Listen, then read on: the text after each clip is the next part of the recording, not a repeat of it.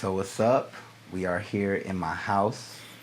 This is a very special day, at least for me. I got one of my closest friends here, Flammy Marciano, What's the album? and we are going to talk about Strawberry Kiwi, a film, a soundtrack, an experience that me, Troy Ewers, wrote and created, and I had to bring a person who I know would take the serious. I get you. Yeah, I get you. You know, it's the and appreciates it. it's what Mos Def did when he said he saw the MF Doom vinyl. He just stared at it and said, "I understand you." You know what I'm saying? Exactly. And so that's why I enlisted. We got to do the hip hop handshake. Oh, you know yeah, you already know. Dap, even though we've been here for maybe an hour. Since forever. You know what I'm saying? Exactly.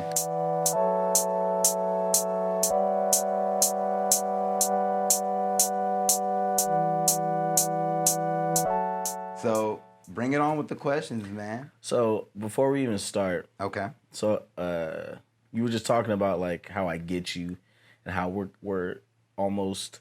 You're probably a little more prominent than I am as far as the cinematic aspect of it. Thank you. Audio, listening to this project, I pictured moments and scenarios where we kicked it and what songs fit those scenarios. And I feel like that's why I really appreciated this. And thanks for having me on it, by the way. Oh man, I appreciate it. Thanks for doing it. Once again, I had verses I forgot I did. I forget a lot of verses, but I'm glad you picked these for sure.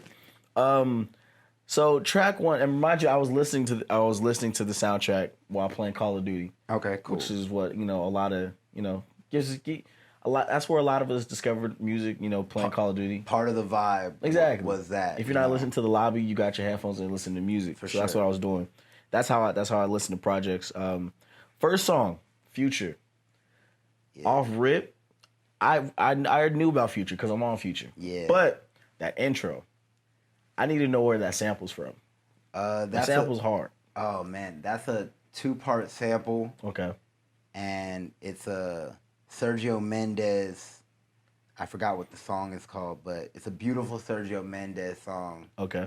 Where he says that if you knew how much I missed you, and then he just goes on singing, beautifully. Got you. But that particular way it's put together and arranged is by an EDM artist called Gold Panda. Okay. And I really liked it because when you did the verse, we were doing Tradecraft Radio, and I wanted to premiere a very special song for your birthday. Right. And I was like, man, there's a lot of times I miss from, Channel 88. There's a lot of times that I think about till this day. Yeah, bro. And so, talk to him. Especially with that song in particular at the time, you were going through someone, so I was just like, this is fitting. Right. Man, hit the White Noise. Yeah. Hold on, I got it. Keep this all, by the way. White Noise. Oh. This is why black people can't have nice things. Quick promo.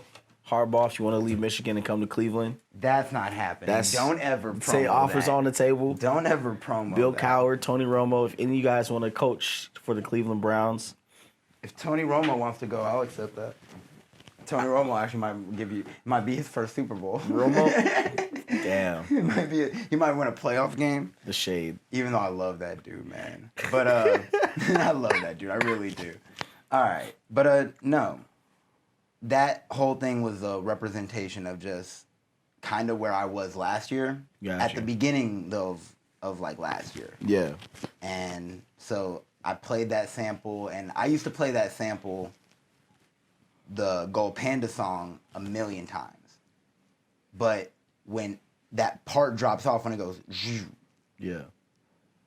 In the Gold Panda song, it doesn't do anything. It just goes, it just is wind chimes. Literally, it's wind chimes on a synth. Okay. And I was just like, nah. That ending with that build up, something needed to happen. Somebody needed to get punched in the face. An explosion needed to happen. Like, I needed to see something. Yeah. And so when Baker did the song with you and Skipper, and I was like, oh, that's it. Shout out Skipper. Yeah, shout out him. Like, he ripped that shit. Shout out Skipper. It's the only reason I hopped on it. It's an amazing verse from both people. Like, I love it. And the moment we played that song, it was your birthday. We played on Tradecraft Radio, and I said to Baker, that's the intro. Yeah, because when you sent it to me and it was in my inbox, I'm like, okay, you know it's Future. I've heard it 1,000 times already. Yeah. Plus, I recorded it, did all those takes. There's no reason to listen to it. I was like, fuck it. Let me line all these up and just play it how it's meant to be listened to.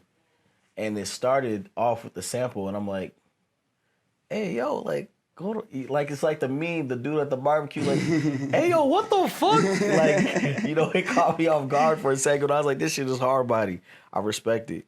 And it's really for that. It's really for, you know, I've listened to that just like you have a million times. So adding that is a different element to it, you know. That's a dope thing about it is, you know, you have a great ear for music, you have a great eye for cinematics and visual. Thank you.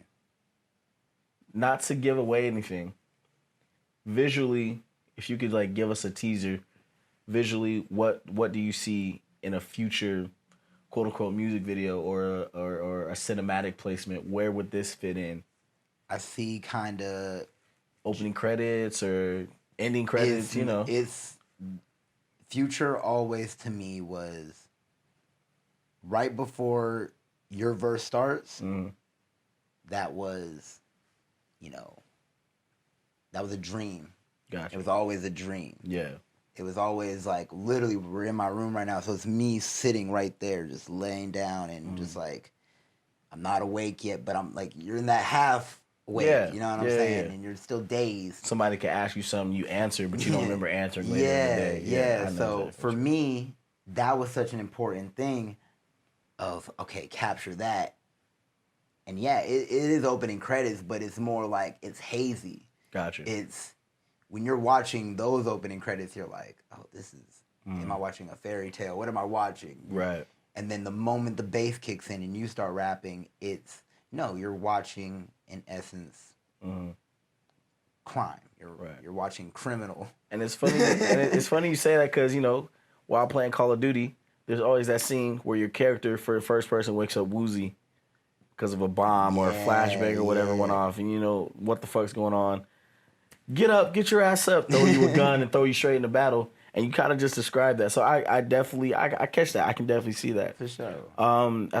Let's move on to track number 2. Okay. Do That. Who's on Do That? Do That is a song by Kobe Wonders. Okay. It was it was almost like, you know, Finding Miles. Yeah. Like, that was a bright spot for both of us. Like, Miles is, Miles Martin, for people who don't know, is probably one of the best musicians I've ever met in my life. Not just producers, just best musicians. Him and his group, Young Men, literally, they make me happy to listen to. Yeah, exactly. And so I remember hearing Kobe because he came around Nod, and I knew his friend Shay. His friend Shay went to Burnell and went to Oak Grove. Oh, wow. Yes. Wow. So when I saw Shay, we were just smoking and we're talking, and he's all like, yeah, this is my boy Kobe, bro, he rap. Right. They showed me some stuff. I'm like, yo, he's pretty tight.